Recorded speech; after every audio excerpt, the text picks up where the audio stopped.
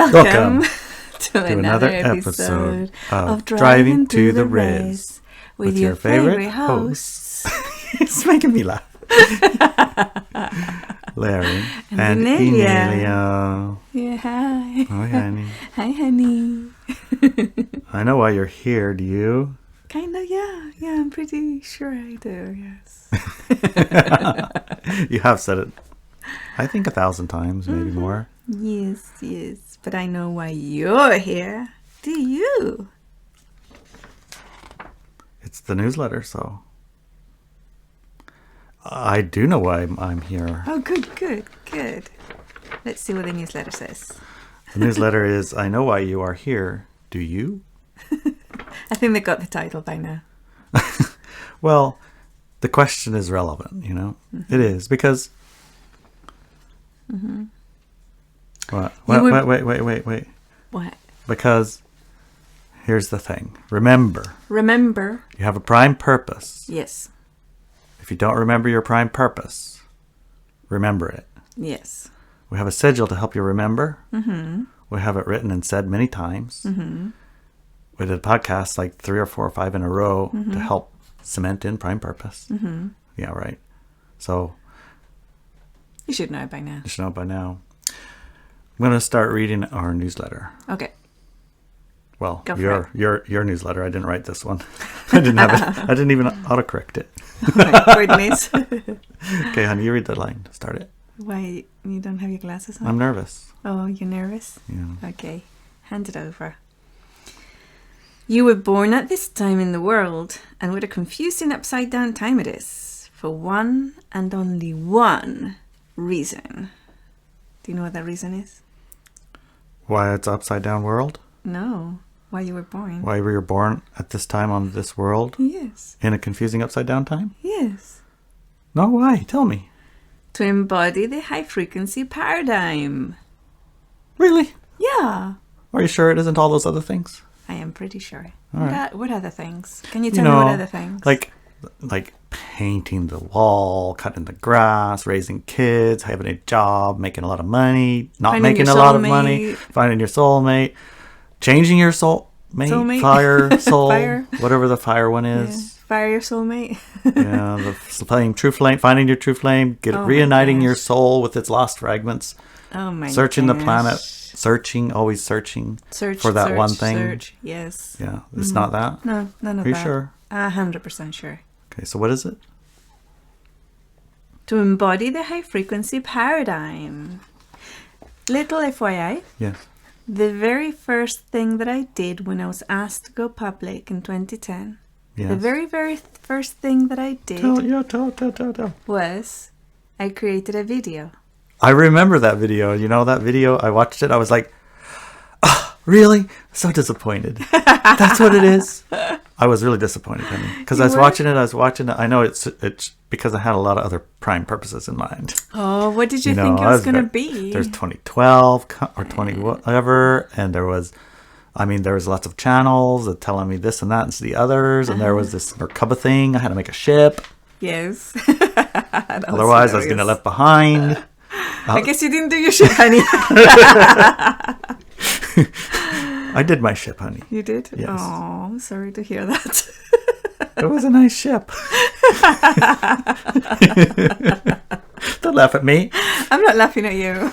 I'm laughing at the action. Hey. Okay. It flies good. It does, okay. Anyways. Mm-hmm. You remember the video? So I remember the video and I was watching. I was like, "Really? Is that really? it? That's it."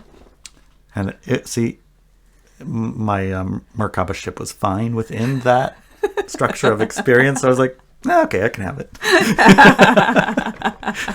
It's an experience. Yes. Yeah, but it was illuminate. I mean, it did illuminate a lot because, you know, if you take it literally.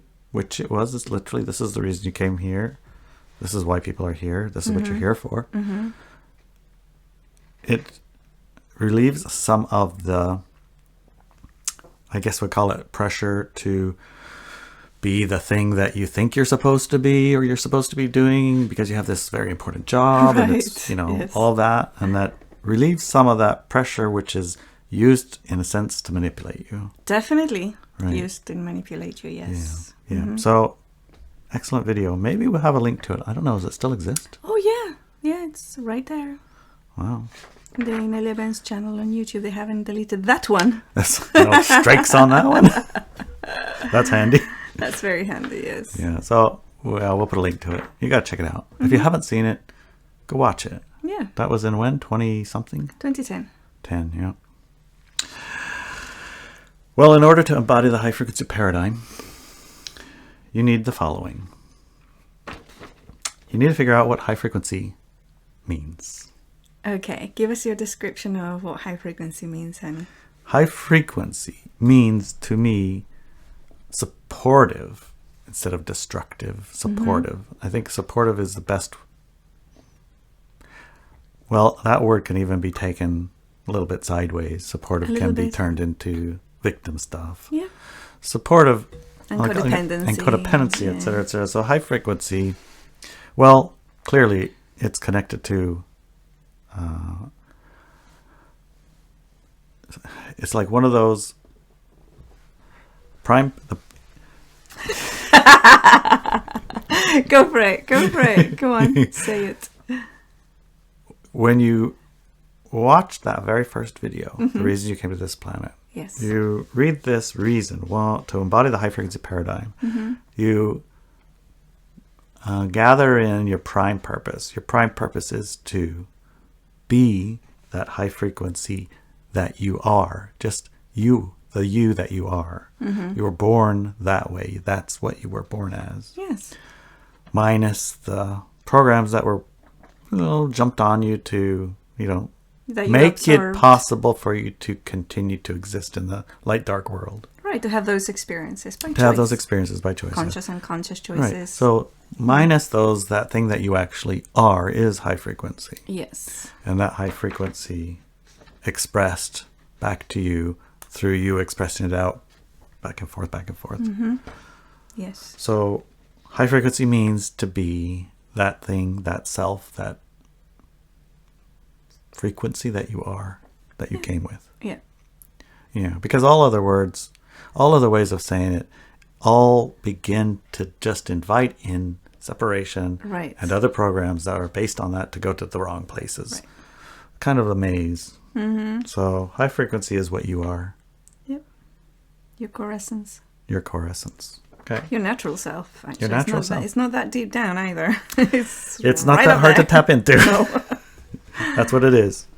One of the biggest difficulties I had growing up, even until sometimes it still happens if I'm not careful, is that I will walk through life and I see people and I see their light. I mean, I see their essence, and it's blindingly beautiful and light.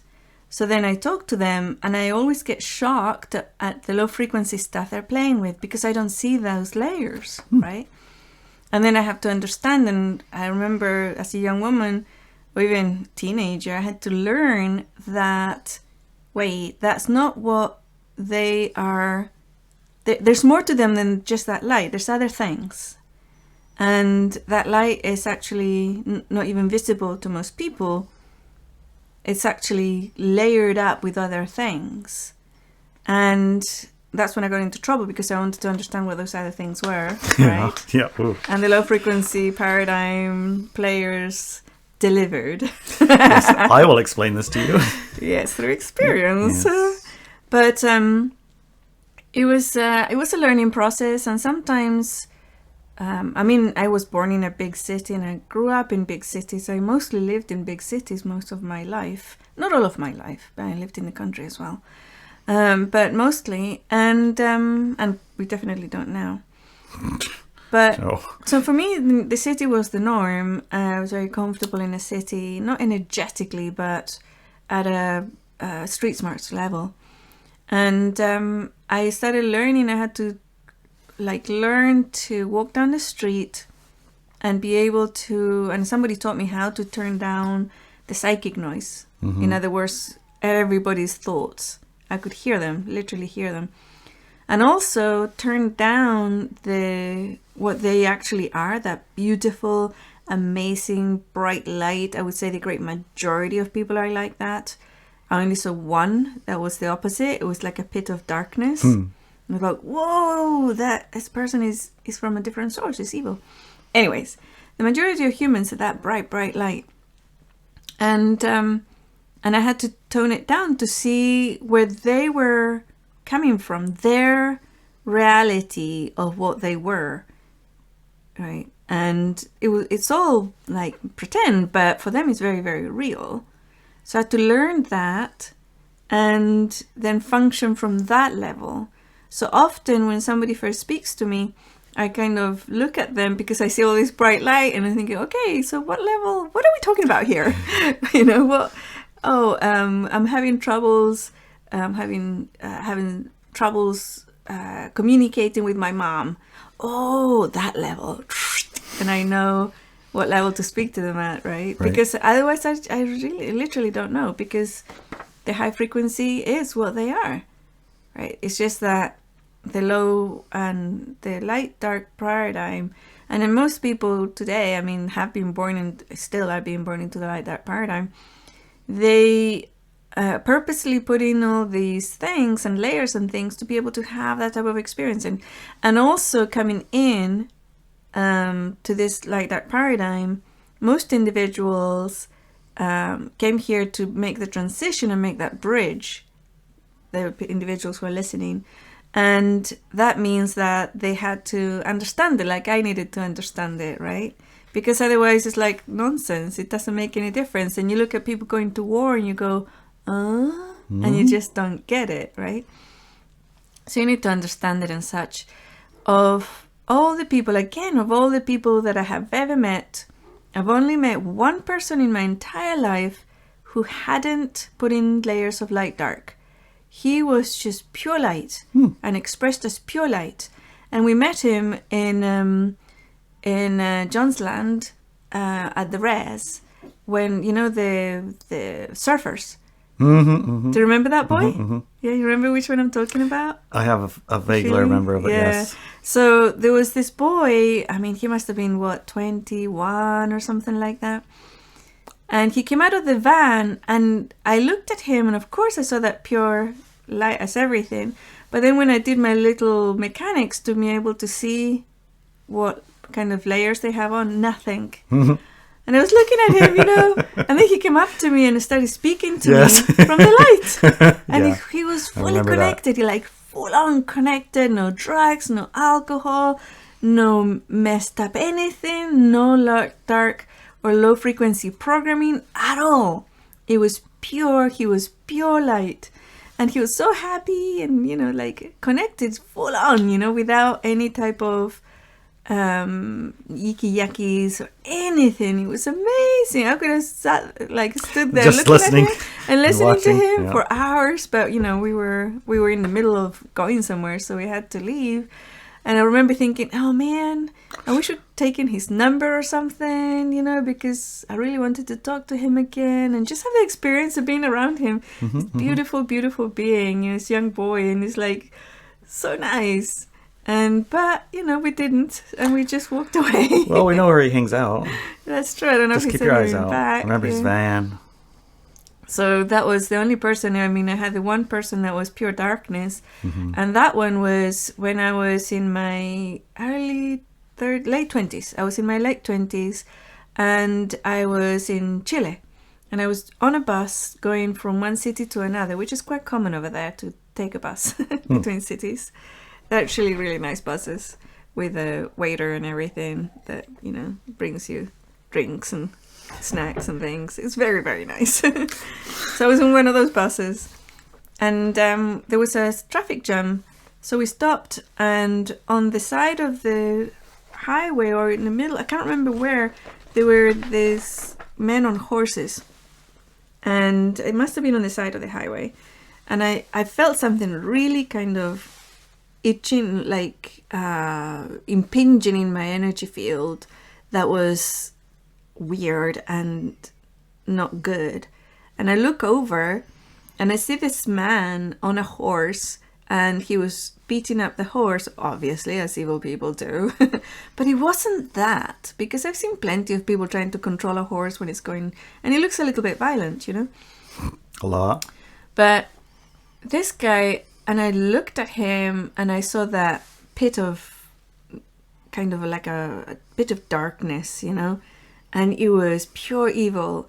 And I remember thinking at the time, because I was in my late 20s, that I had never seen anybody like that, right? I had perceived light workers playing with darkness, and I perceived dark workers hadn't been in a room before, whatever.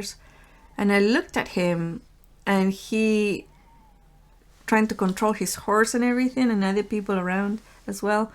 And then he looks at me, and it was like piercing, like these eyes were like I don't know, like ice cold darkness or something touching you.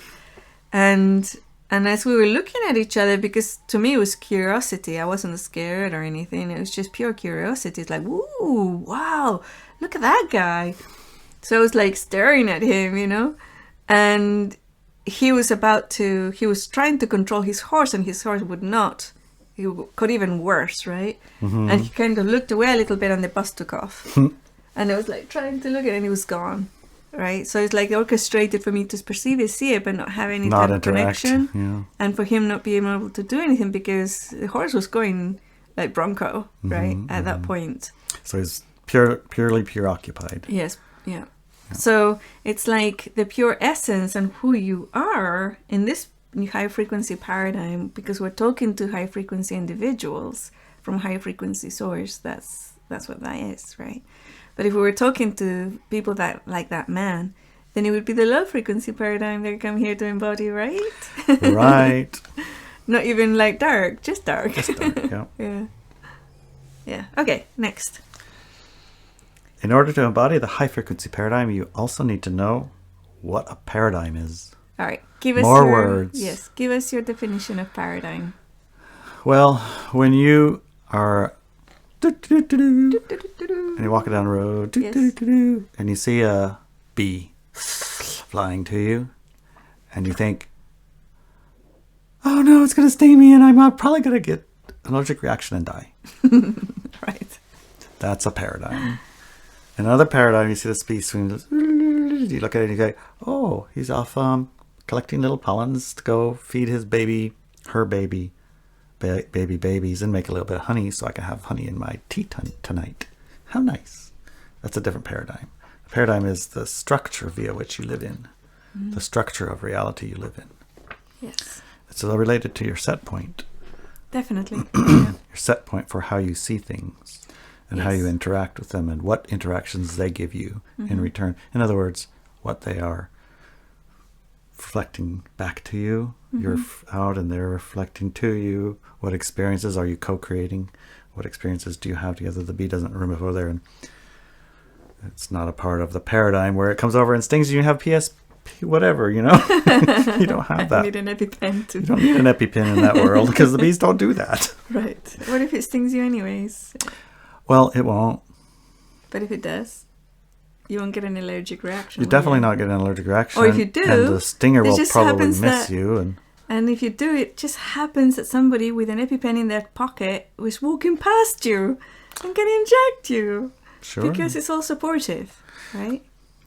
Yeah, but we've moved fairly far out of the paradigm that I was existing in. Yes. Yes. Yeah. Because my puppy dog paradigm, as I call it, doesn't have that EpiPens or stinger bees.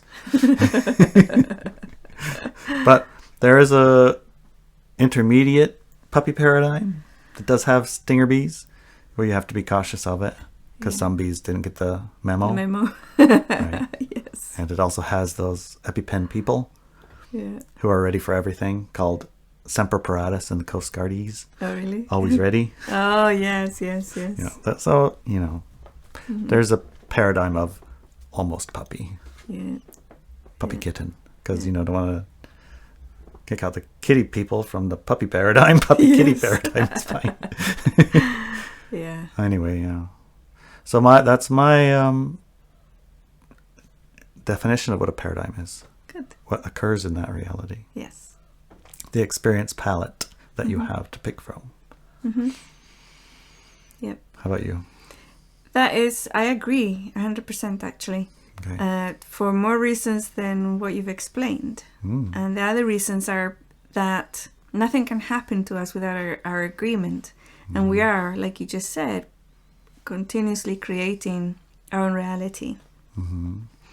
So, to express other definitions of it, I would say it's the physical reality, as we speak of it here, that we are experiencing on Earth. Okay. The physical reality that we're experiencing on Earth. Yes, and there are two combined paradigms at the moment, main ones, because if you think about it, the way that is more accurate, yes, there's 6.5 billion paradigms right now on the planet, or 7 billion, or whatever it is. The latest count of the human collective, who nobody knows where that number comes from. Just make it up.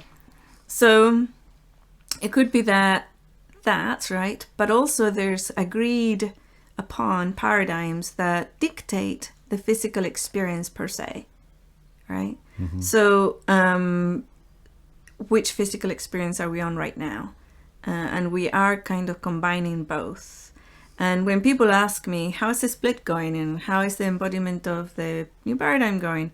I say, well, have you indulged in any negative things today? How many times did you indulge in negative stuff today? Once, I think, for like 5 seconds. Yeah, so it's pretty good so far because it's already past middle of the day and it's only a few seconds, right? So it's going pretty good. The split is going really good. So that explains the other side of it, right? That we have got both, like the main ones, the light dark and the light on Earth right now. And they do kind of overlap on the light part. Right, so the light goes in both, but there's also darkness is one of them. So we kind of overlap a little bit, and we do get invited many times to indulge in that one. So that's how things are perceived sometimes to be difficult and harsh. Yeah, it's a little bit like that. Cool.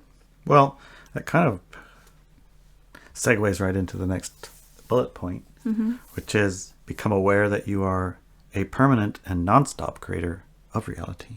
Yes. So you're not just creating realities when you decide to manifest something, right? Yeah, just this thing. Just this thing I'm going to manifest. Now.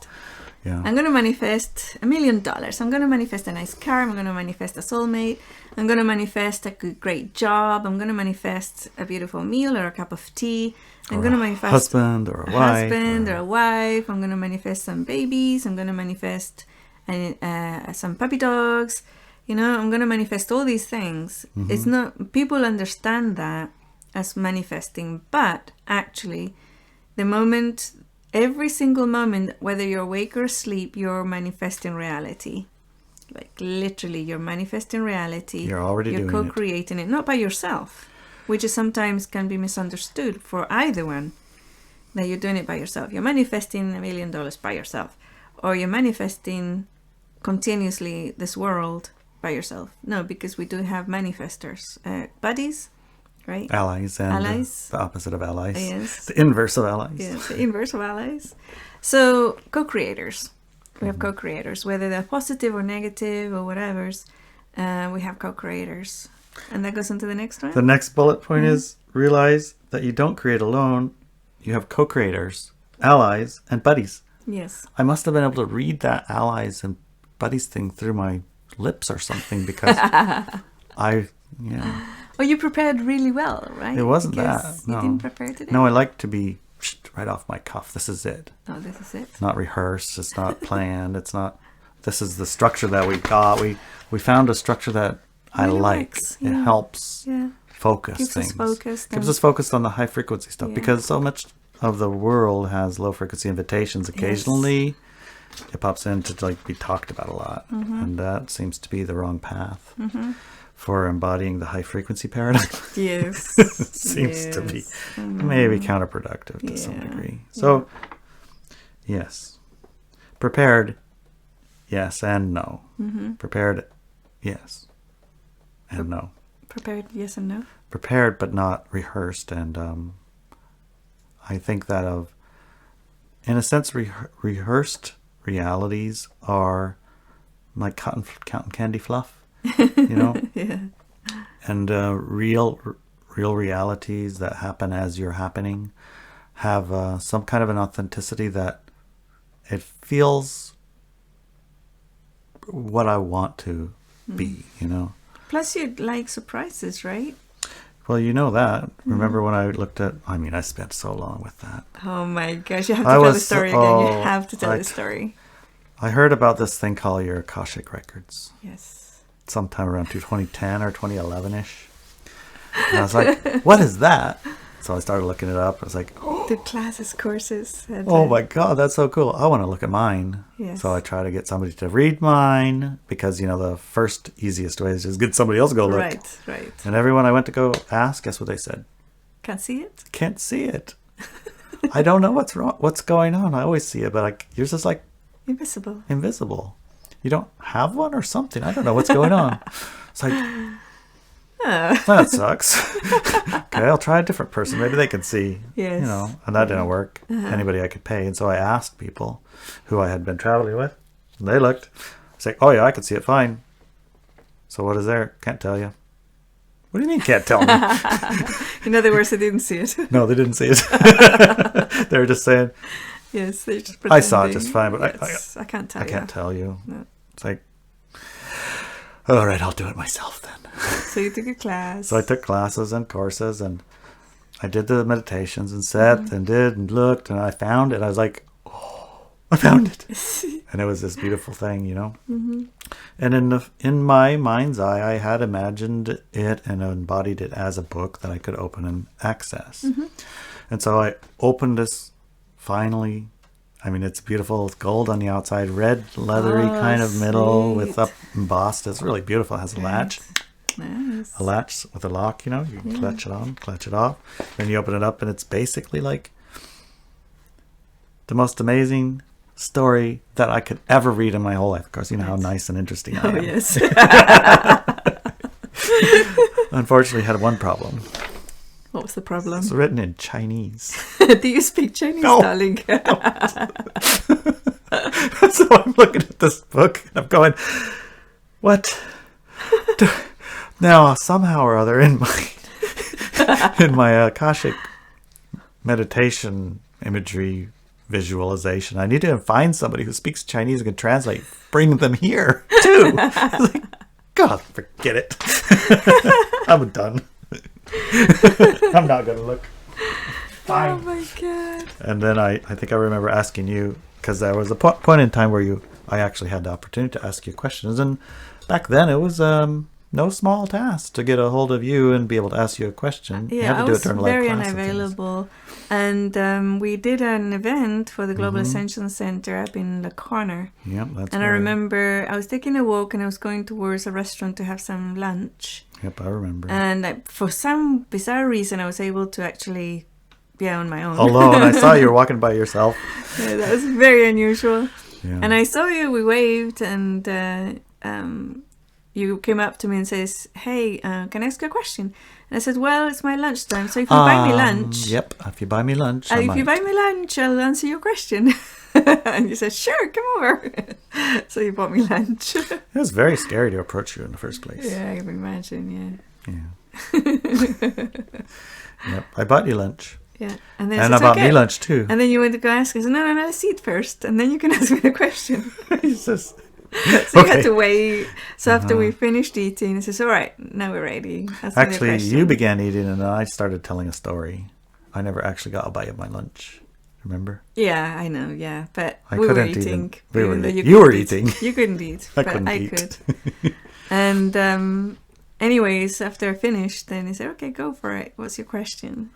What did you ask? I asked, how come I can't see my Akashic record? I told you the little story. I finally saw it, and I seen it. It's in Chinese, and I can't read Chinese. Yeah. What did I say to you? It's like, you like surprises. I was like... And I said, Larry, do you like surprises, or do you like to watch the same movie 10,000 times again? I like surprises. Yeah. And then you went, oh! So easy. So easy. And so from that time forward, I have been fine with actually surprises. Oh, there's a surprise for you. You know what that surprise is? What is it? The pie.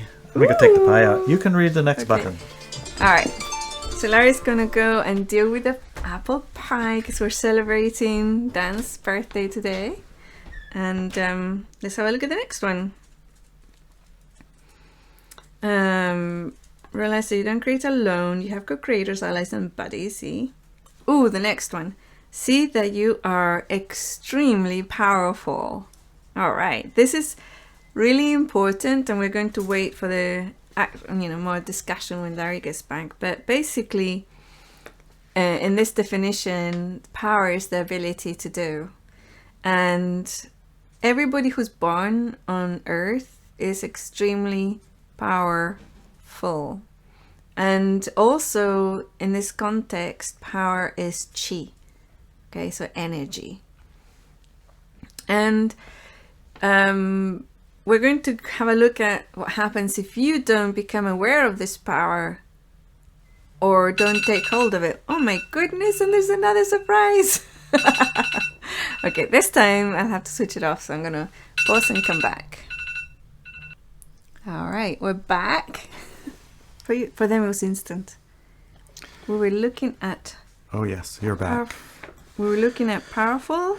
See that you are extremely powerful. Yes, so we talked about the power to do and also the chi. There's two items here. What does that mean to you, honey? Well, within the context of experience, the video, you're capable of the experiences that you want to have. Mm-hmm. Yes. Capable of having them. You're not limiting yourself from the experiences you want to have. Right. Within embodying a high-frequency paradigm. And within that dynamic or formula, one could say that all experiences are dictated by your choice. And the level of choice comes in whether it's your choice or somebody else's choice, right?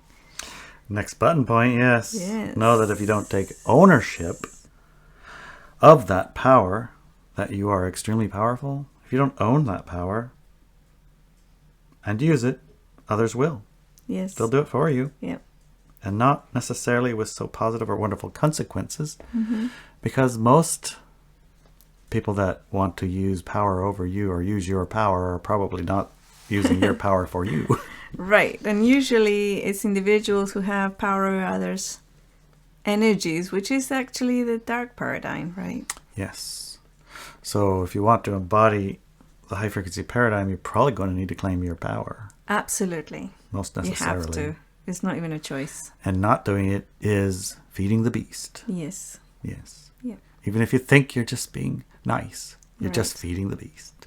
Correct. So you need to become aware. Who's using your power and how. Uh-huh. And that should be you. Yep. But you can, of course, use it to embody a high-frequency paradigm and share it with others Yes. who also are embodying a high-frequency paradigm. It doesn't mean you have to be selfish. Right, yeah. Right. Alrighty. Expand your awareness to encompass every single thing you need to know to complete your mission on Earth. Yes. Your mission is to express your true self every day. Another way of saying embody the high-frequency paradigm.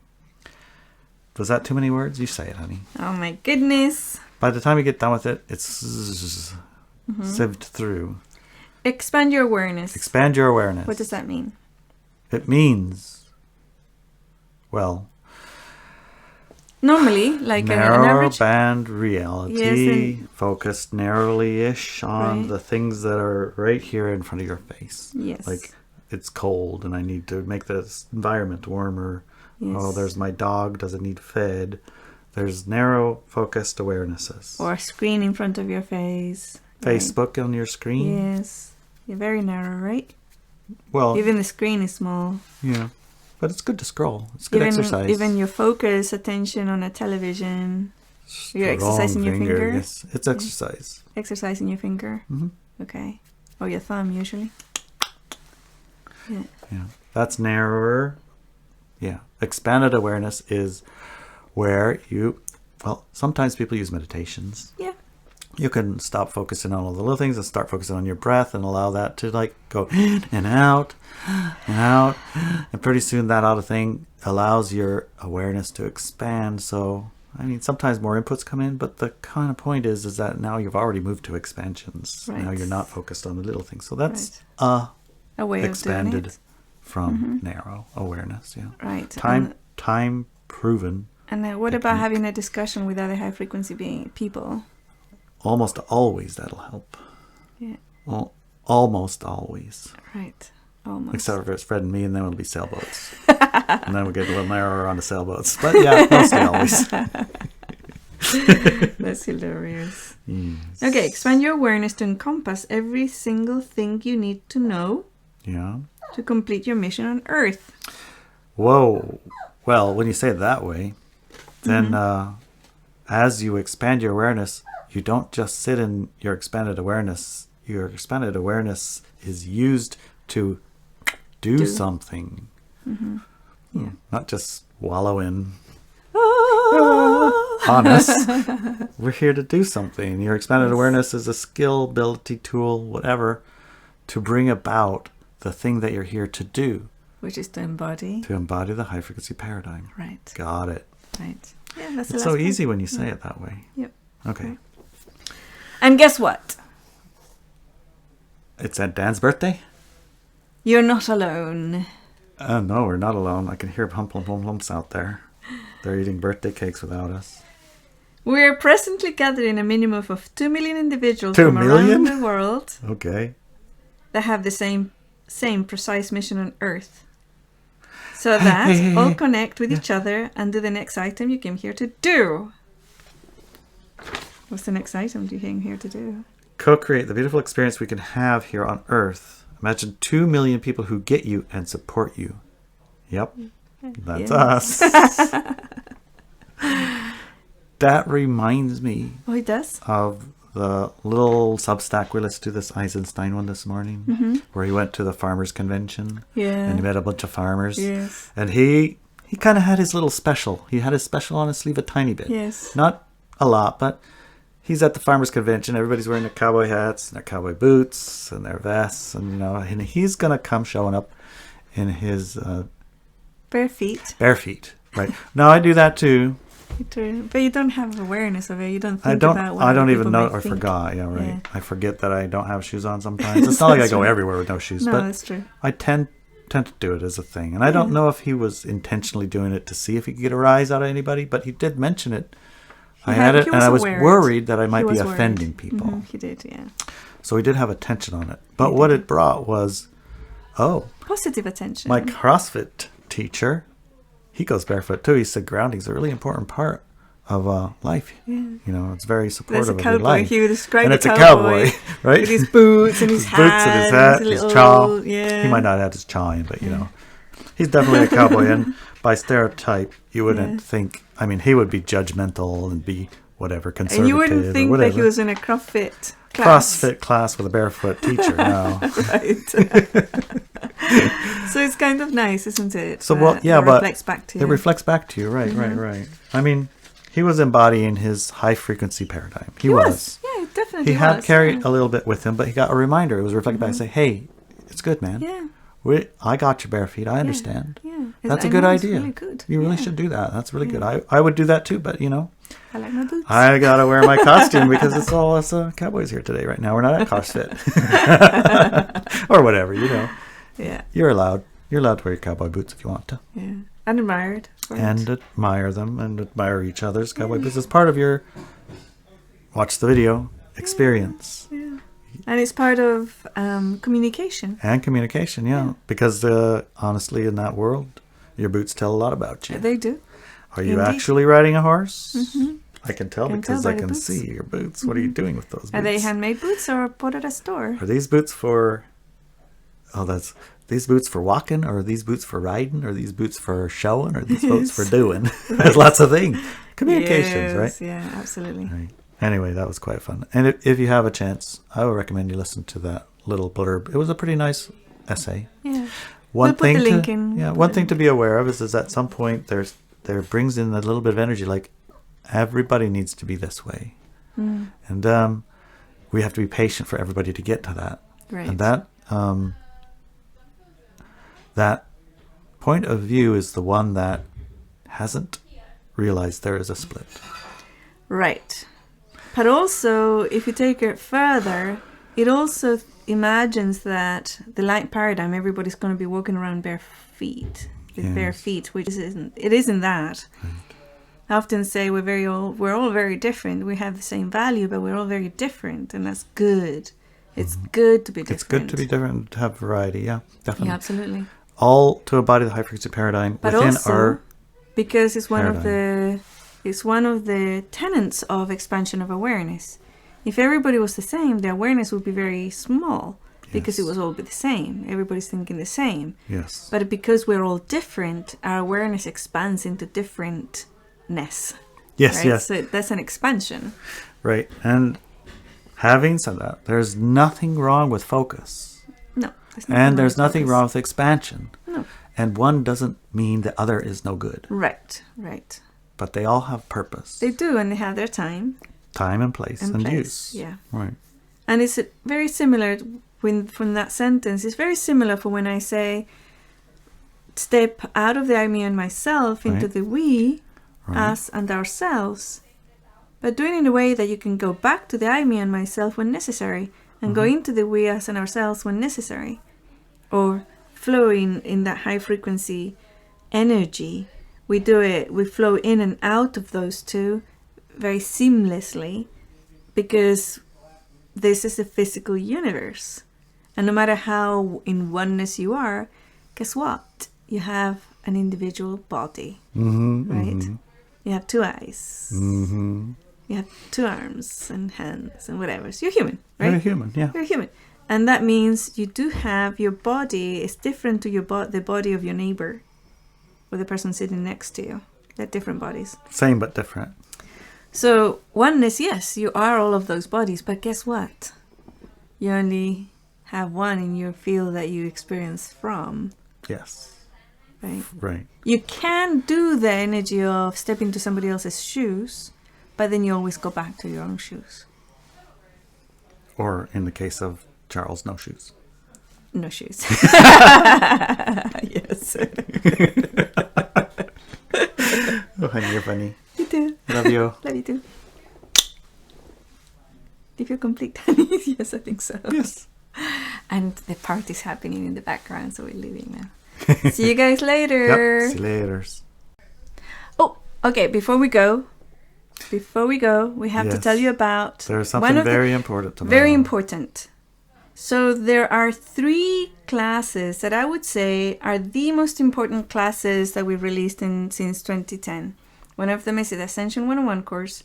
The other one is the Rules of Engagement. And this is the third that we're doing, probably as you're reading this email. As you read the email, maybe a little bit after. It depends on when your stuff shows up. But so go to ineliabenz.com and get that class. It's called Enlightenment in Modern Society. Right. It's happening as you listen. If you listen to this right away. Yeah. It's happening as you read. Get it. If you can't get the live class, if you missed the live class, don't worry about it. It's going to be a recording. You can download the recording. If you're a member of Subscribestar for Second Hour, does it come with that? Yes. The class one. There's 2 Subscribestars, so there's one for the class. Yeah. Right. Yeah, there's a second hour one. There's a class and second hour one. So if you're part of that one, you get the class there. If you Walk With Me Now member, you'll get it in the library. It'll be in your library. Yeah. Or you can access those live class too through those 2. And that's it. Or you can purchase it all on its own if you don't want to be part of any of these. Or it's too late and thingies or whatever. If you don't want to Subscribestar, go to Subscribestar, or you don't want to Walk With Me Now, you can just get it from the store. Either way. Ineliabenz.com, that's where you go. Such a Get that class. It's important. Rules of and engagement. Send the link to the class to everybody who you think will benefit from it. Okay. It's a really, really, really important class. I can't stress that enough. Oh, I can't wait. All right. Okay. See you soon. Again. Bye.